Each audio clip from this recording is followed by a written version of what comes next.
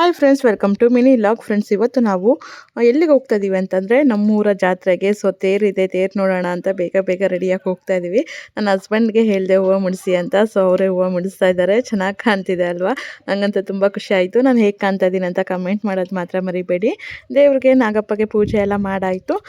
ಈಗ ನನ್ನ ಮಗಳಿಗೂ ರೆಡಿ ಮಾಡಿದೆ. ನಾನು ದೇವ್ರ ಕೈ ಮುಗಿದು ಇವಾಗ ನಾನು ನನ್ನ ಹಸ್ಬೆಂಡು ಪಾಪು ಎಲ್ಲ ಜಾತ್ರೆಗೆ ಹೋಗ್ತಾ ಇದ್ದೀವಿ. ಹೋಗಿದ ತಕ್ಷಣ ಪಾಪು ಅದು ಬೇಕು ಇದು ಬೇಕು ಅಂತ ಕೇಳಿದ್ರು. ಅದಕ್ಕೆಲ್ಲ ಕೊಡಿಸ್ಕೊಟ್ಟಿದ್ದೀವಿ ಆಟ ಸಾಮಾನು. ಸೊ ನಮ್ಮ ಶಾಪ್ ಹತ್ರ ಬಂದಿದ್ದೀವಿ.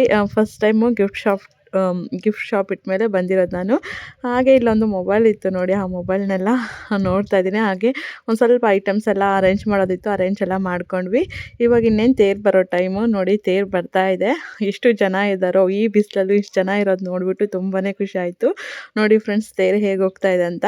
ನಮ್ಮೂರು ತೇರು ಜಾತ್ರೆ ಎಲ್ಲ ಹೇಗಿದೆ ಅಂತ ಕಮೆಂಟ್ ಮಾಡಿ. ಇಲ್ಲಿಗೆ ನನ್ನ ವ್ಲಾಗ್ನ ಎಂಡ್ ಮಾಡ್ತೀನಿ.